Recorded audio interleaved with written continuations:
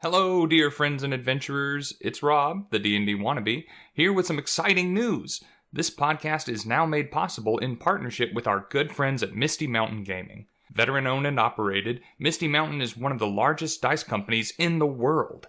They offer the widest selection of metal, gemstone, and glass dice combined.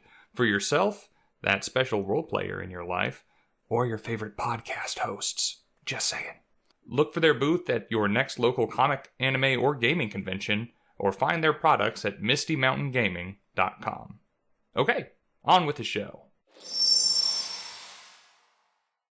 Welcome, traveler.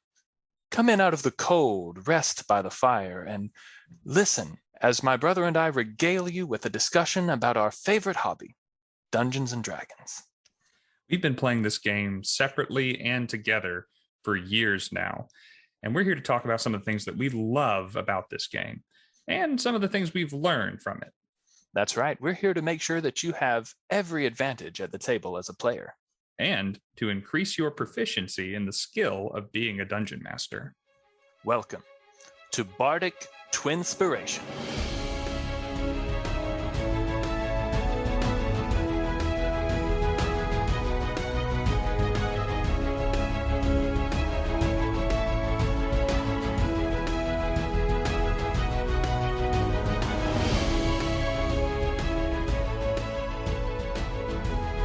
Hi everyone, my name is Rob, and welcome to Bardic Twinspiration, a topical Dungeons & Dragons podcast where my brother and I sit around and discuss the world's most popular tabletop role-playing game.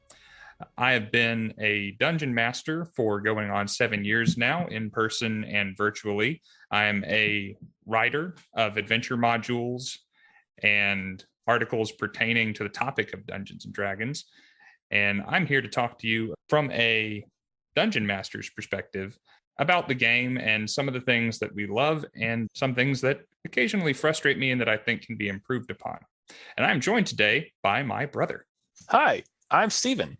I have been a DM exactly one time in the 7 years that I've been playing Dungeons and Dragons. Hope to be starting my next campaign soon, but I have been a player off and on again throughout all of those years, and I am here to hopefully provide a little bit of entertainment and draw all of this knowledge that Rob has gotten as he has been in pursuit of this hobby for the last several years so that it can hopefully be of some benefit to you. And also, you're here to give a little bit of a player perspective, because as much as I've played this game, it's usually from behind the screen. And you've been in several of my games and have been an outstanding player in some of my games. I brag on you and your skills. Well, I do know that you have been locked into the forever DM position. You have one consistent campaign where you've been a player every Saturday night for a couple of years now, but considering that you usually play in 3 to 4 campaigns a week, I'd say the Forever DM really stands out. Now, just for my own personal benefit, which do you prefer? Do you really wish that you had the opportunity to be a player more, or are you really set and it would be difficult to relinquish that control and that creative flair that you get to wield as a dungeon master? You know, I think that I am one of the weird ones. I really prefer running the game as opposed to playing it. You find a lot of people online out there complaining about being stuck in the role of the guy who's in charge and never gets to play from the player's perspective. But when I play, I miss being the dungeon master. I understand that completely, because why limit yourself? If you can be a proficient dungeon master, why, instead of being 6 to a dozen to 2 dozen different characters in this session, would you limit yourself to just one? Also, you're a control freak. That is a good point. I don't have to come back or an argument for that at all. But that is some of it. I like the diversity. I like the range. I like the variety of being the dungeon master as opposed to just playing one character constantly. But the downside to that is my characters tend to be killed by the adventuring party of heroes, and I never get to see them grow and develop the way that a player character might.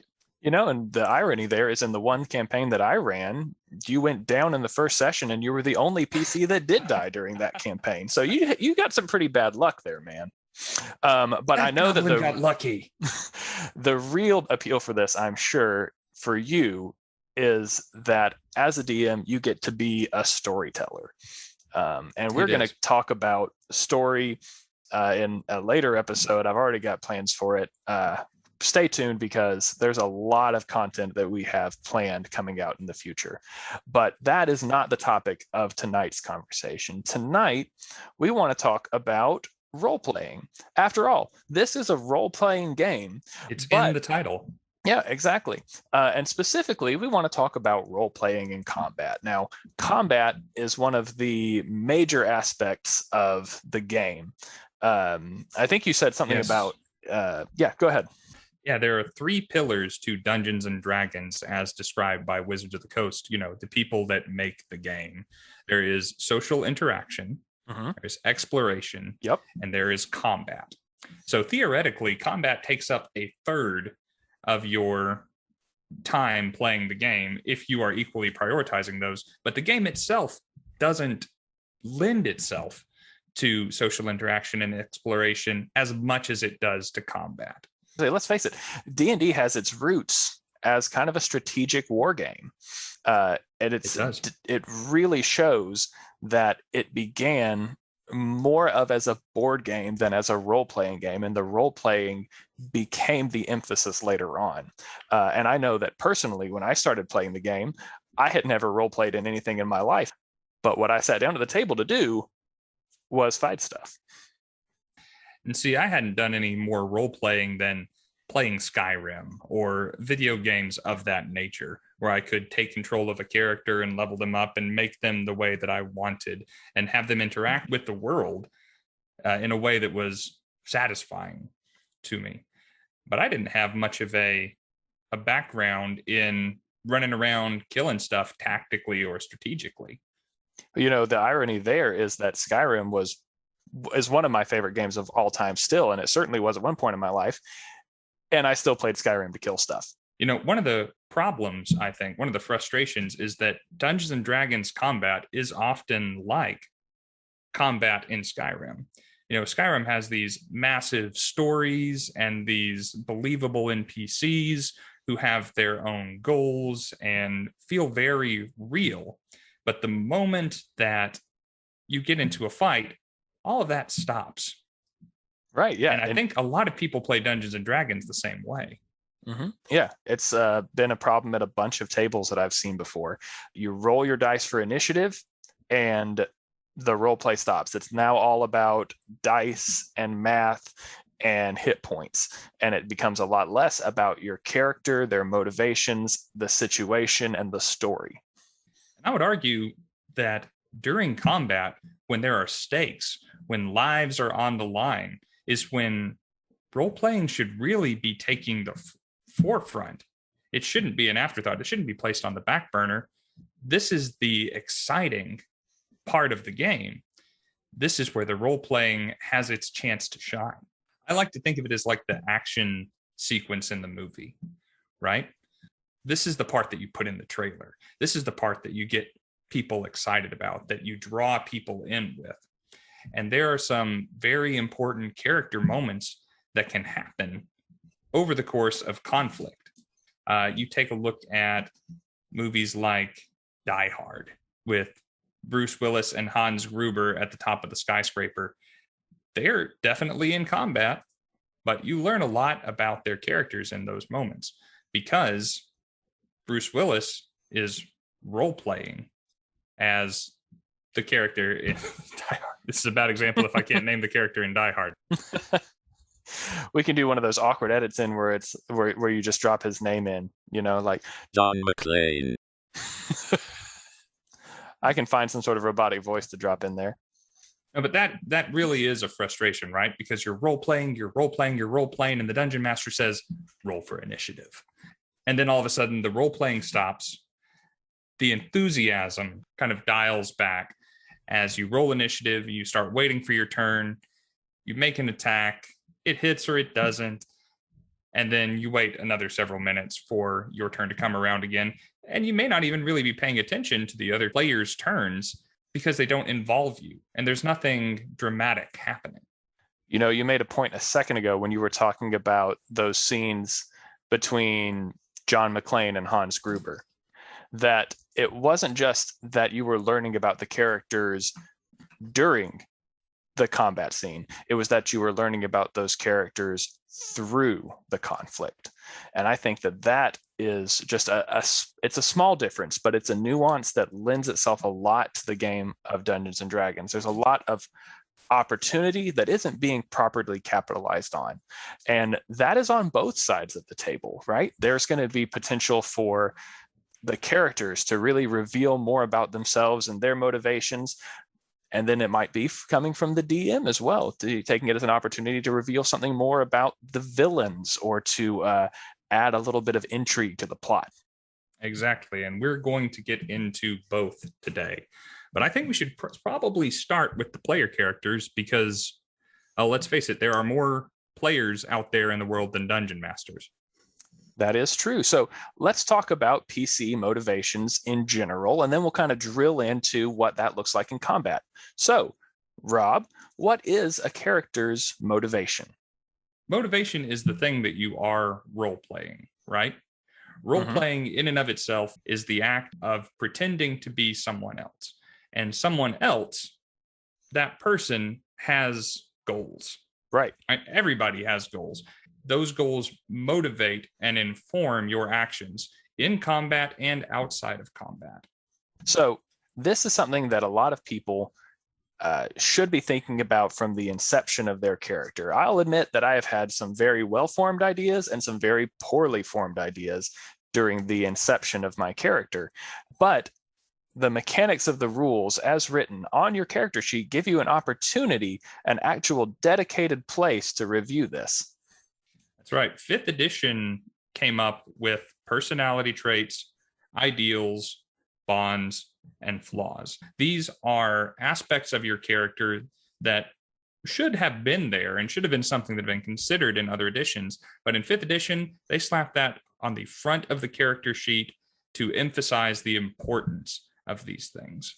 Right. And I am so glad that they did, because honestly, that was not at the forefront of my character creation process in Pathfinder. No, I remember you coming up with a detailed and well thought out background and backstory for your character.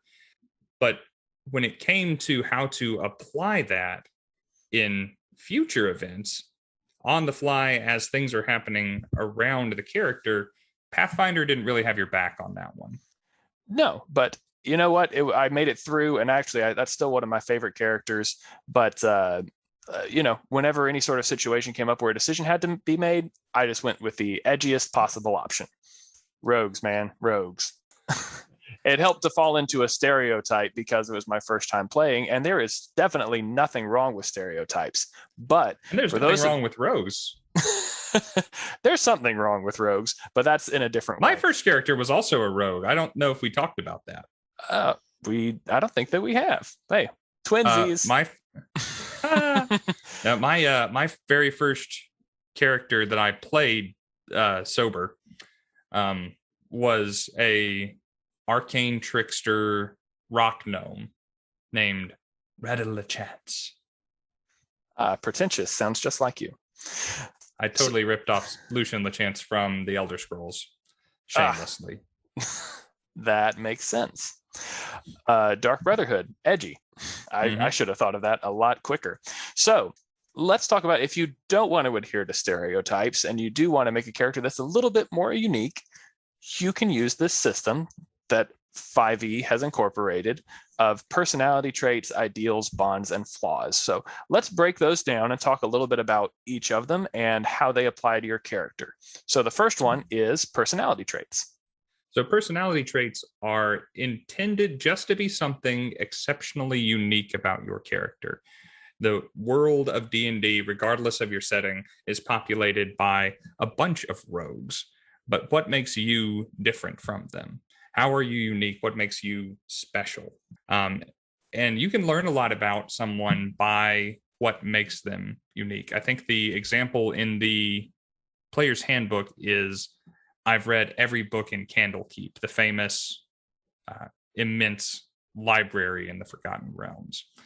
And I mean, when you read every book in a library, what does that tell you about the kind of person that would do that? Well, that's actually a little bit layered, because one of the things that it tells you is they're going to be very well informed, but it can also imply something like, I set goals for myself and I stick to them. Right. You don't read every book in a library by accident. No, that takes a lot of intent. And possibly even record keeping, so you don't read the same book twice. Yeah.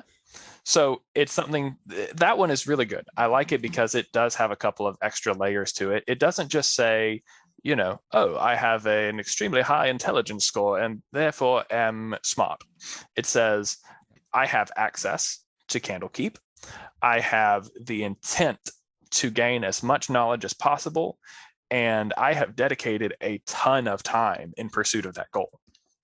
It can also be something fun and quirky about your character, but it's just a little something that is unique about them and that gives you something to bring up in conversation, or just a different way that you perceive the world or react to it. And the Player's Handbook recommends that if you're having trouble finding a personality trait for a character that you're creating, just start off by looking at their ability scores and emphasize a high ability score, or perhaps compensate for a low one. If you have a low strength score, are you insecure about that? Or what steps are you taking to improve and compensate for that area? And what deeds might you have done? Yeah, I mean, it could be something even a little quirky, like, maybe I'm a gnome that is a little self-conscious about his height, and I'm always trying to, I wear platform shoes, I'm always standing on tiptoes, or I try to surround myself with people who are shorter than me. Anyway, but just something quirky, something informative, and most in particular, something that separates your character from the other ones who may share other similarities. The next thing on our list to talk about is ideals. And I know that you said you're on record as saying this is a particularly important one. I think this is arguably the most important thing about your character. When you're talking about role playing, this is more important than what race you are, than what class you have chosen for yourself. This should be the core of your character. The ideal is your worldview, or it should inform your worldview. It is one idea, one concept that you will never betray, that you are willing to make sacrifices for, and that offends you when it is broken.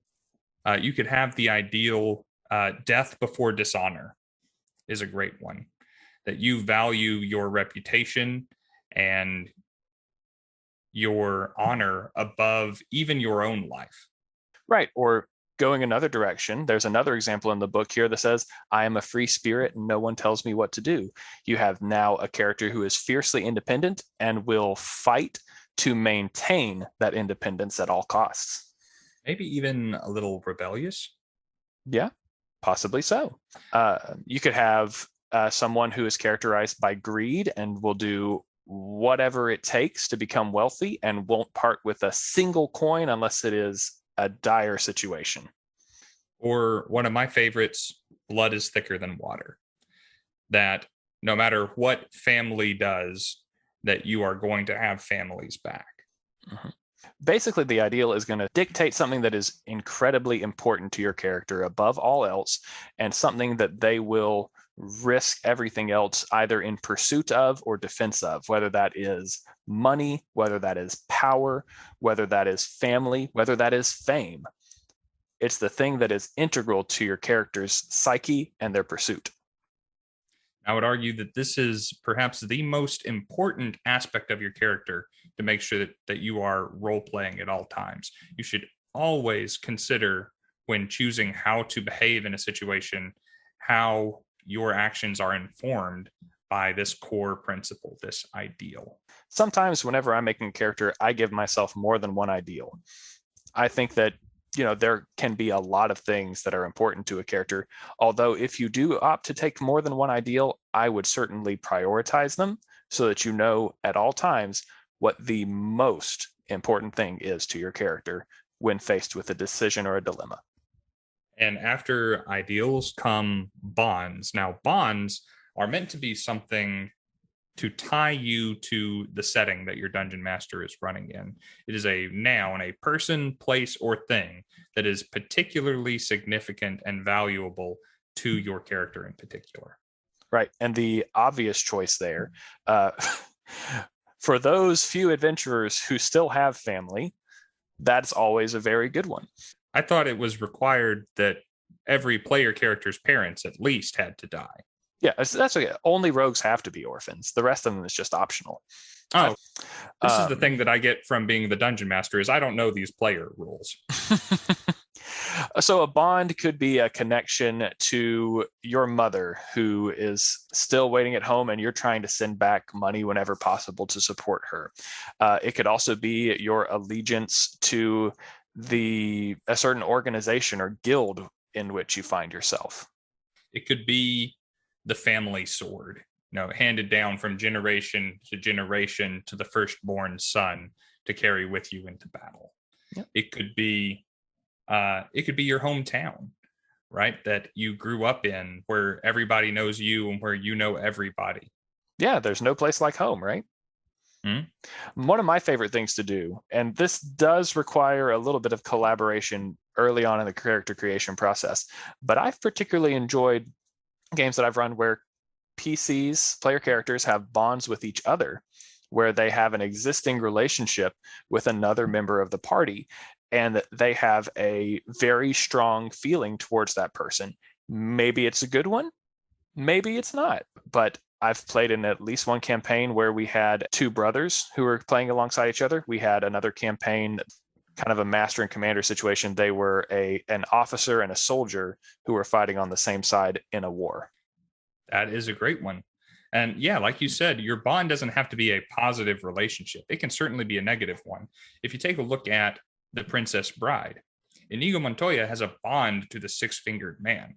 It is someone that he hates and that he has been pursuing over the course of his life so that he can take revenge. Inigo is definitely bonded to that character. Yeah, and of course, Inigo is also bonded to Vizzini because Vizzini is the one that rescued him from the gutter. He's bonded to the final sword his father made. Sure. The Princess Bride has tons of it. If you look at any character in a movie or video game, you can usually find some of these aspects, but bonds are usually particularly easy to identify because they are one of the most tangible aspects of your character's motivation. Flaws sometimes are equally easy to identify. Flaws, I think, are the most interesting part of your character. It is on your character sheet that you have an Achilles heel, not just a low strength score on your sorcerer. You have on your character sheet a way to interfere with your character's psyche. I used to describe this, and I don't describe it this way anymore, but I used to say that your flaw is a bullet in the DM's gun. It is something that they can use specifically to make your character, not you, the player, but to make your character a little more miserable, to get them to act in a way that is self-destructive or at the very least not in their own best interest. Yeah, as a player, I still feel that way about it. It feels like when I am making my character, I am making a hero. They're going to have some exceptional attributes. They're going to have tons of skills. They're going to have a very interesting personality and a compelling backstory. But I have to give them a weakness. Kryptonite. Exactly. I have to give them a weakness. It's the one part of your character sheet that actively works to your detriment. And I love that.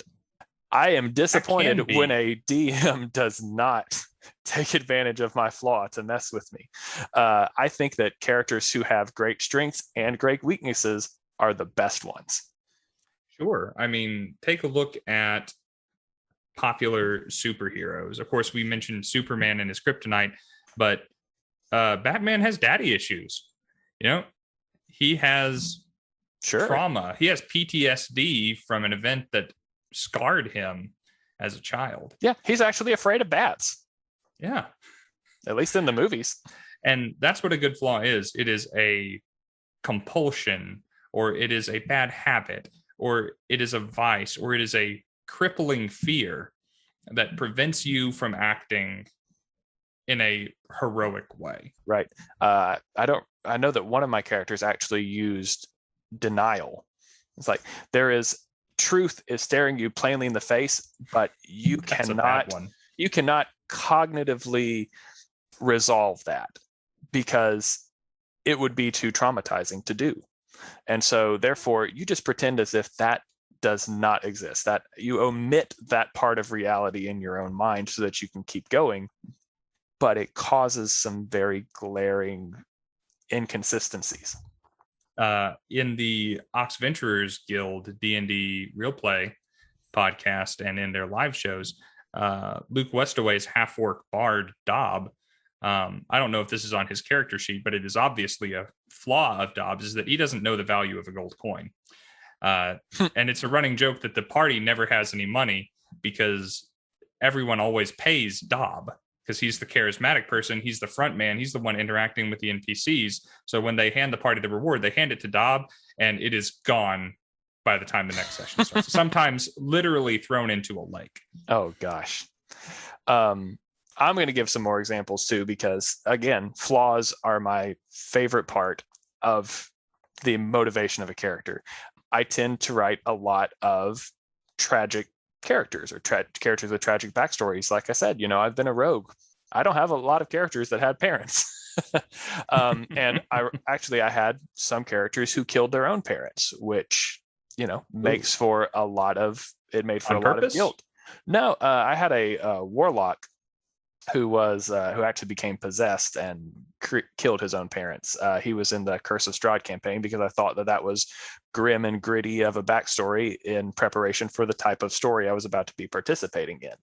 So guilt was his flaw. I went ahead and gave him another one. I made him borderline alcoholic as another means of coping with that guilt.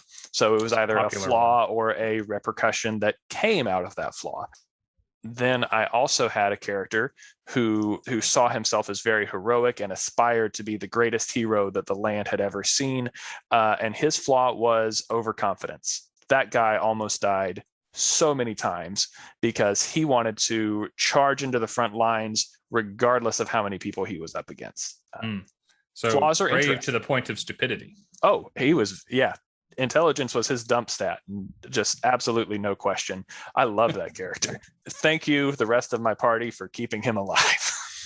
So we're talking about all these things so that you can have a clearer idea of what your character's motivations are, what their goals are, what behaviors they might exhibit. And they need to be consistently displaying these behaviors even after initiative is rolled. But it's not just the player characters who can roleplay once an encounter has begun. The monsters and the NPCs can also count. Right. Remind me what NPC stands for again?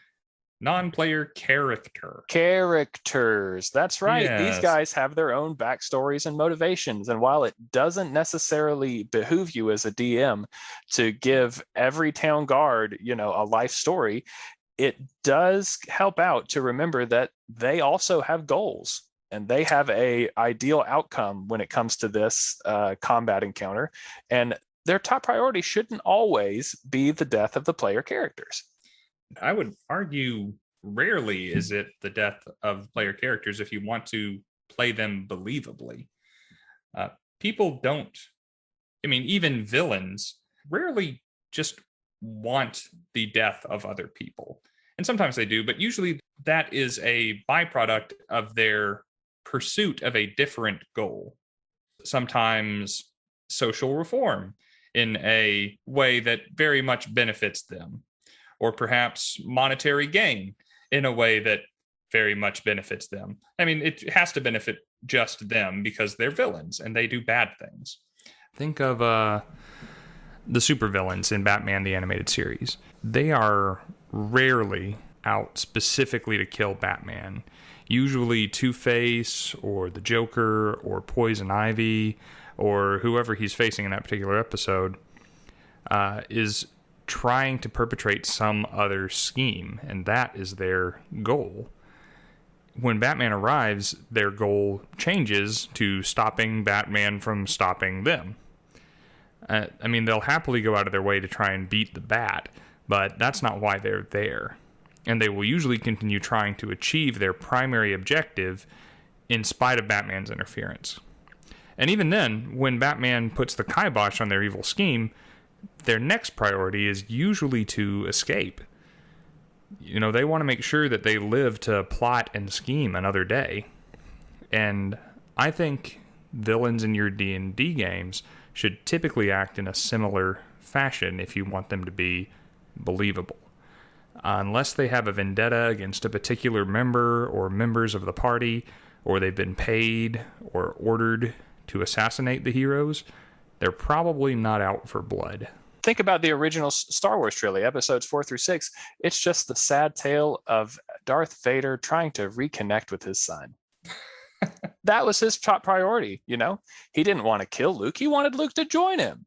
And to rule the galaxy as father and son. Yeah, sure, exactly. Yeah, but he low-key wanted to overthrow Palpatine and take over the Empire for himself, I think. Yeah, sure, but you know, that was probably his ideal, but Luke was his Bond, and I think that is something that it very much bears considering when you have major NPCs, when you have arch villains or anything like that. It might be worth it to just go ahead and give them personality traits, ideals, bonds, and flaws. And if you'll notice, Darth Vader is a great example. Luke is clearly his Bond, right? He has a son, and he fights Luke a few times over the course of episodes 4 through 6 and never kills him. And it's not because he couldn't. I mean, you think about the scene with Luke in the Cloud City hanging on to that little piece of tech, missing a hand that Daddy Dearest has just chopped off. And his lightsaber. We've seen Vader. Yeah. Right. He's unarmed. We've seen Vader force choke people to death. Yeah, from a different starship. It's not beyond his capabilities. There is no reason why Luke walks out of that fight alive, because Darth Vader was not primarily interested in just killing Luke. He had an agenda, and that agenda needed one Luke breathing. Right. So this is definitely stuff that you would want to consider for your major NPCs, but there can also be motivations for minor NPCs or normal villains. If those villains are, let's say, sentient humanoids, you know, with families and goals, you know, self-preservation is going to be high on their list. Maybe it's a town guard who is tasked with defending the castle, or maybe you have, you know, something even more complicated than that, like a hostage situation. You can also have motivations of non-sentient, non-humanoids. Even beasts have stakes in combat. Right. Currently, I'm employed as a pest control guy. So knowing how animals think and what animals want actually helps me do my job. And most living things want shelter, access to food, access to water, and a safe place to hide. So if you are encountering a bear in the woods, it's probably not going to fight the player characters to the death. It may not even attack unless someone is already kind of hurt or straggling apart from the rest of the party, or if the bear is particularly hungry. But once it realizes that the party is more trouble than it's worth, it's probably not sticking around, because there's a lot of things that are an easy meal for a cave bear that don't have levels in Paladin and know how to smite. And even though it's just a bear, you're role-playing that bear in a believable way. Right. And you change the setting a little bit. Maybe you find the bear in its den because you are searching for someone missing from the town, suspect that it might be in there. When the bear is in its lair, in its cave, in its den where it has cubs, where it's supposed to feel safe, it has a different stake in that fight. You have come into its house. It is threatened by you, and it may not have an easy, clear line of escape. In that case, it is more threatened, and it will behave differently. Right. You've got a and the same proverbial caged animal with its back against the wall. You take that same bear, put it in a different situation, emphasize the same ideal of self-preservation, and you're going to see it play out in two different ways. And of course, humans are a little more complex than beasts. Of course.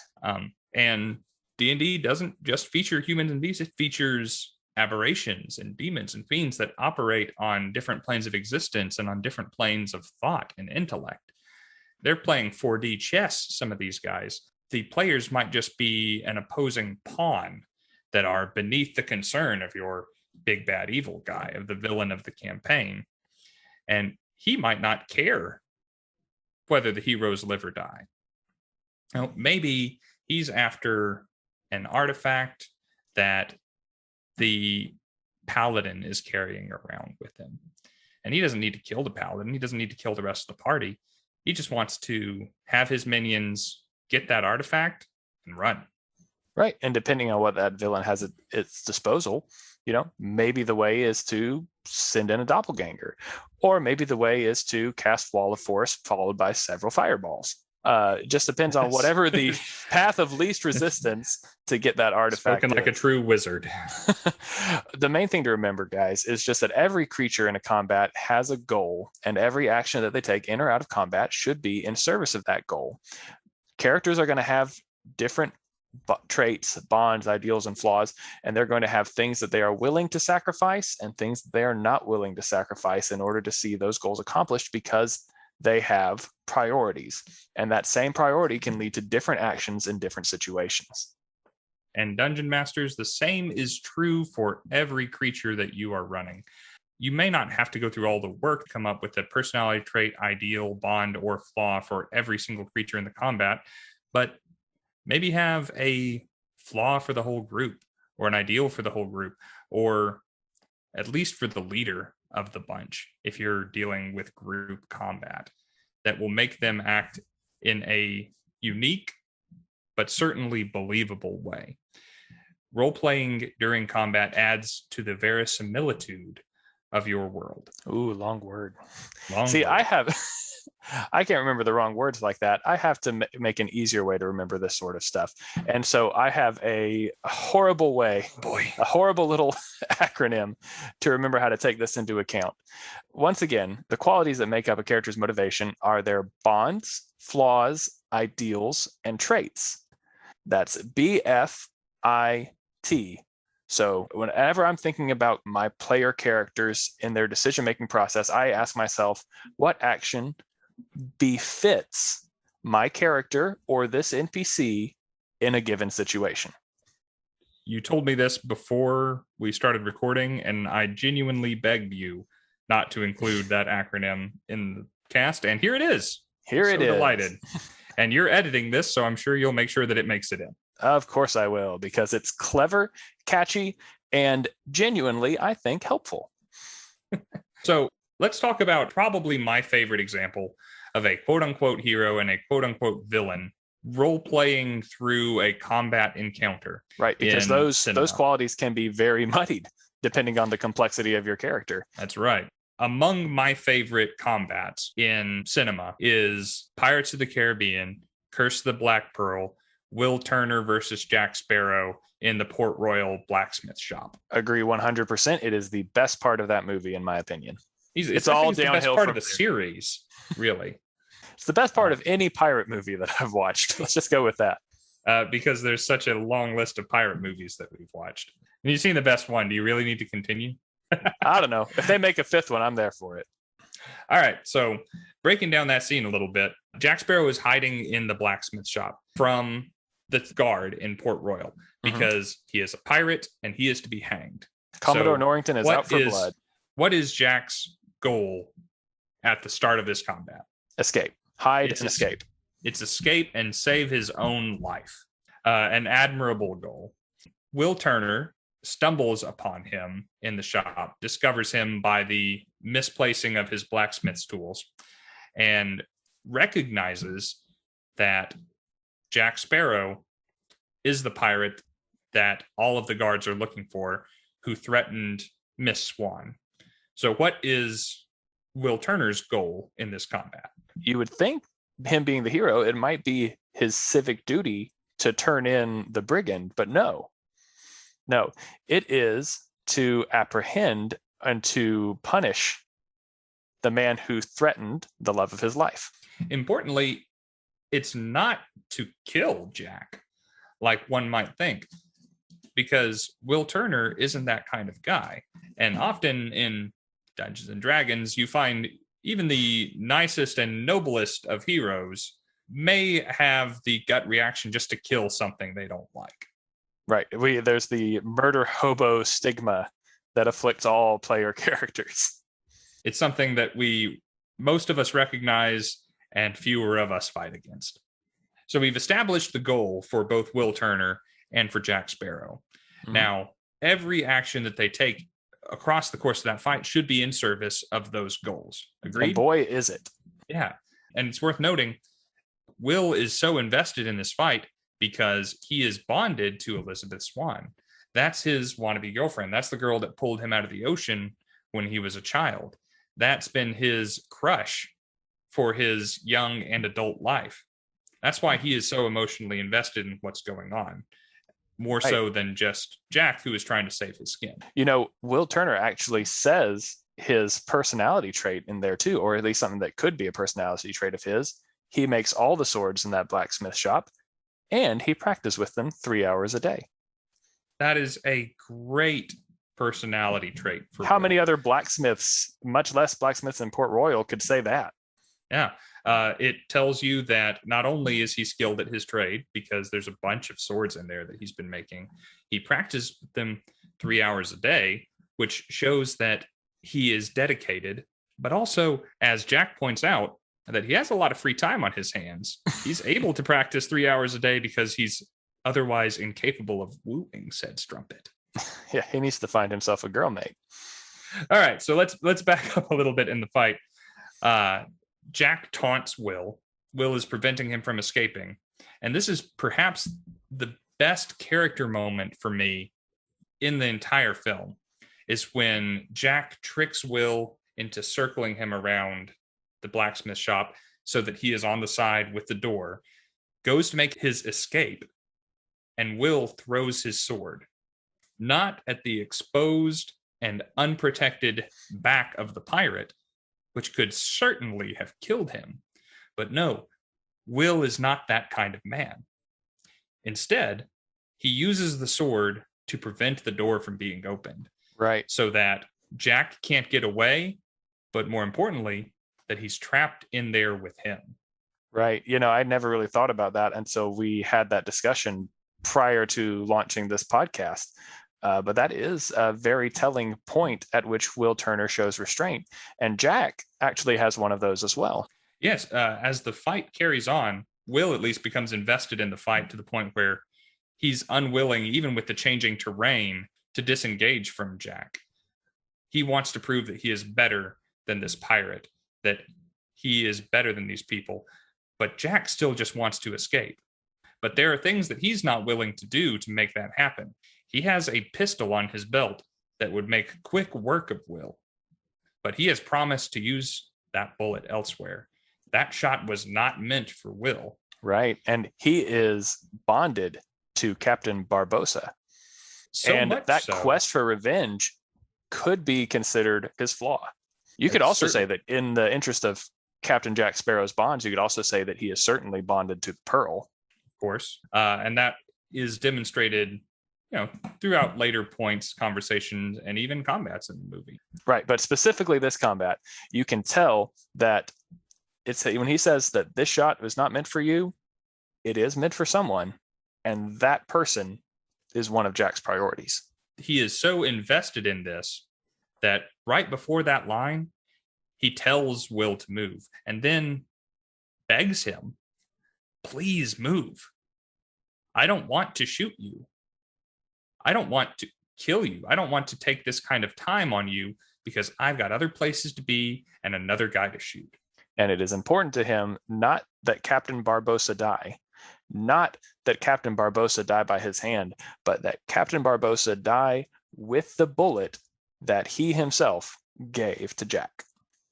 That is a great goal for a morally ambiguous anti-hero pirate that is Jack Sparrow.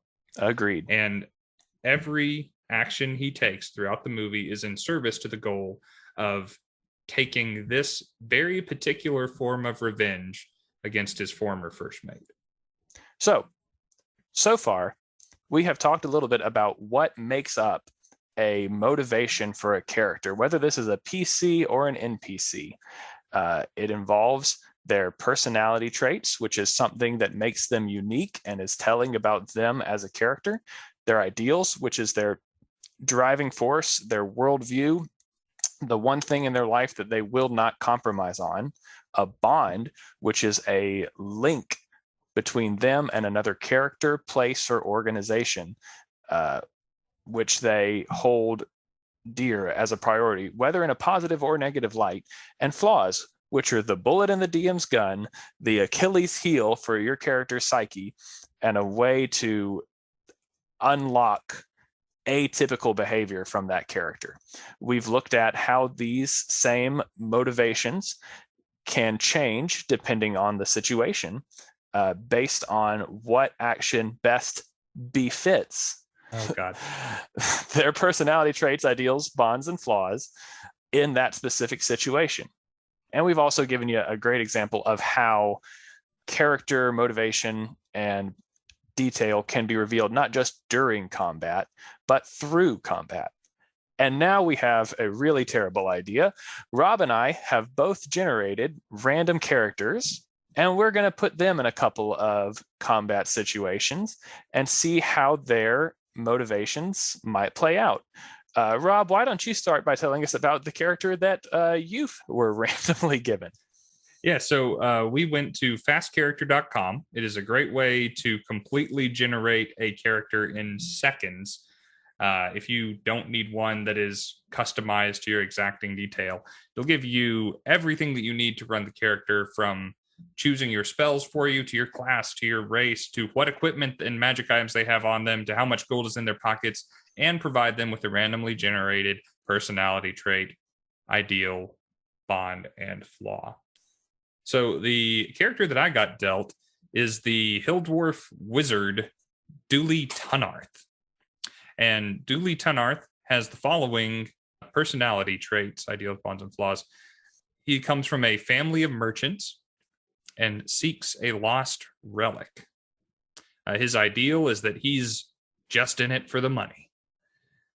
He is out to discredit a guild rival. That is his bond.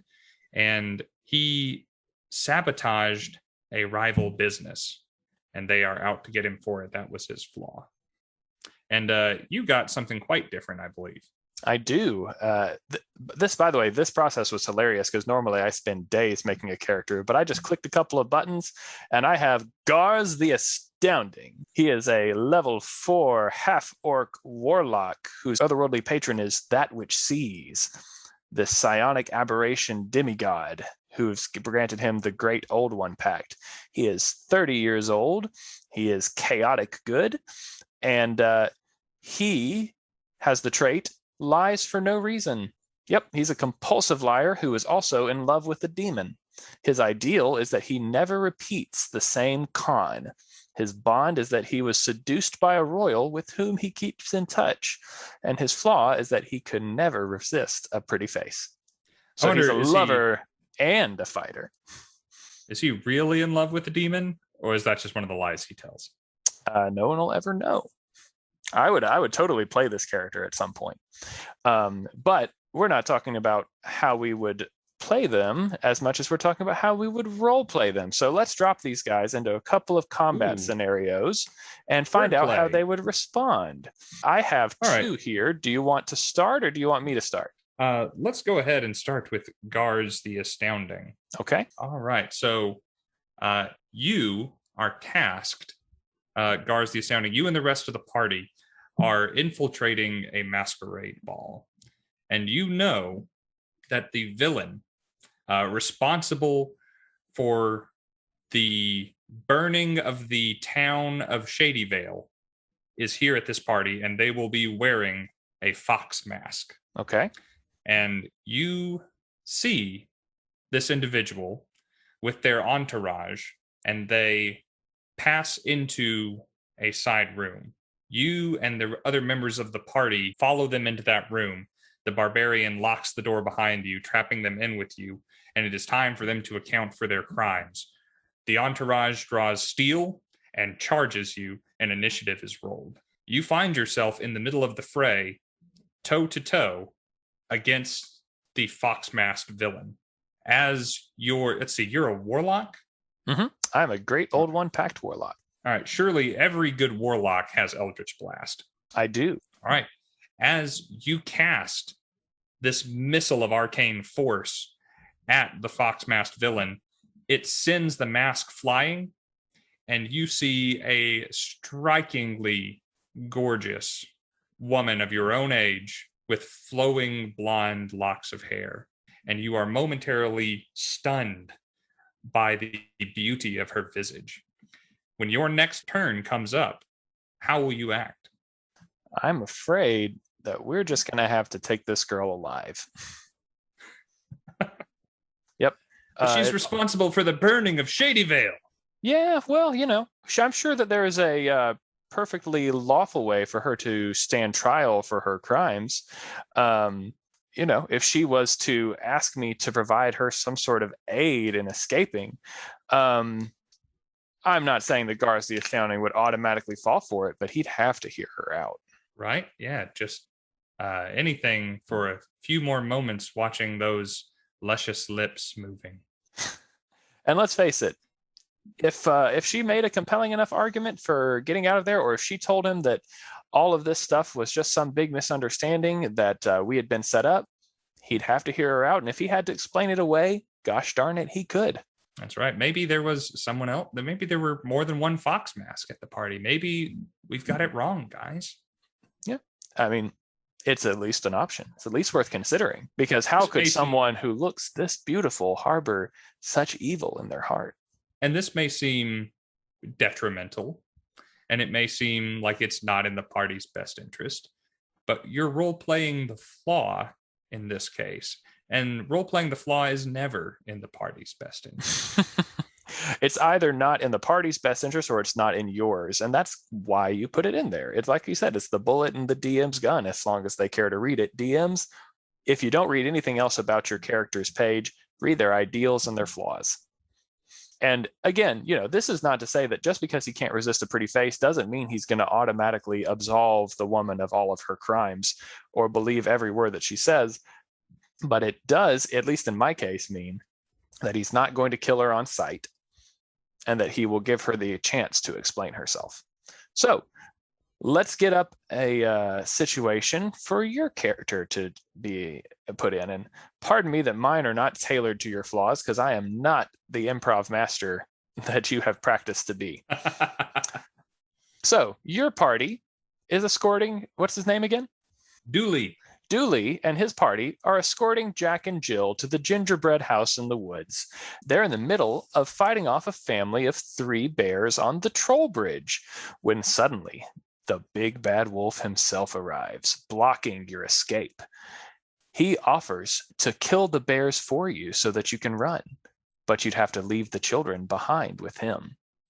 If you don't, he'll try to steal them away while you're occupied with the bears. He's notorious for eating specifically young children. The bears are fierce, and you may be able to fend them off, but now, with the addition of the big bad wolf, your party is outnumbered and surrounded, and defending them will be difficult. How would you respond in this situation? So, Dooley is just in it for the money. That's his ideal. So, he may just want to kill the biggest, baddest thing around because there's a bounty on it. If there's a bounty out on the big bad wolf, he was going to drop everything, unconcerned with all the other events that are going on in this scene.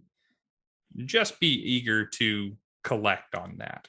Or if the wolf is planning to steal people away, he can get away with it if he, makes a contribution to Dooley's research grant. But what if the person that Jack and Jill are going to meet at the gingerbread house is actually a powerful witch who has offered your party a substantial reward for delivering them safely? Then come hell or high water, nothing is stopping young Dooley Tunarth from making sure that Jack and Jill make it to that gingerbread house. And these are two very different situations. Obviously, the one that Rob presented to Gars is tailor-made to mess with this character. And the player who is controlling Gars has, if they're going to role play the character that's on their sheet correctly, has a little bit more limited options. Whereas the situation that I presented to Dooley is, a little bit more broad. It doesn't particularly pertain to gold in and of itself, but you're in a party with a bunch of other player characters. Maybe this appeals to one of their bonds, but it's still important to think about how you might react as this character to them. And I encourage dungeon masters, as you are planning encounters for the people at your table, to find a way to tempt or tease out one of the ideals or flaws of your characters. Maybe not in every combat, but add it as something that you want to do fairly regularly. Because interacting with the character's motivations in this way is, at the very least, dramatic. And it will encourage them to behave in ways that complicate and build the story that you're telling together. And honestly, drama is why I play this game now. Sure, it started because I wanted to hit some stuff and explore a new game. I am obsessed with whatever the next game is. And try out something new, roll some dice, do some math, kill some stuff. But I think that the real potential of Dungeons and Dragons lies in the role playing, and it lies in the drama. And we're going to be talking about that more in other episodes about how you can add some drama to your games if that's what you're looking for. Well, we hope that you have found something interesting or something informative as we talked a little bit about role-playing in combat and what it means to act out your character's motivations through combat, which is always a very important aspect of the game and a very time-consuming one. I would argue that on a night that you have combat, you spend maybe, if you play as long as we do, it's a good 25 to 50% of your evening that you're going to spend in combat. And if you're not role-playing during that time, you've just lost half of your time in a role-playing game and spent it not role-playing. So it's very important to take that into consideration the entirety of the time that you're playing the game, no less in combat. Certainly, and sometimes more than that of your night. On a good dungeon crawl, you might not have a lot of breaks from the action. And if you're not playing then, or not role-playing then, when are you role-playing? Well, that about sums up everything that we had to discuss in this episode. Thank you so much for stopping by and giving us the benefit of letting us share some of our opinions with you. If you actually valued those opinions, then where might someone be able to find more of them? I am D&D Wannabe on Twitter. You can reach me there for my opinions or to ask me questions. Also, I write modules as a hobby. They are for sale on mistymountaingaming.com, and I regularly contribute articles, my contributions to Dungeons & Dragons philosophy or little tips to help you improve your game on their dungeon feed. And if you want to hear any more of my opinions, then you'll just have to come back for the next episode. Until then, I'm Steve. And I'm Rob. And we really appreciate you stopping by. See you next time. The outro music you're listening to right now is called Mega Epic, and the intro music is called Super Epic. Both were composed by the wonderfully talented Alexander Nakarada and utilized under a Creative Commons license. You can find more of his music at serpentsoundstudios.com.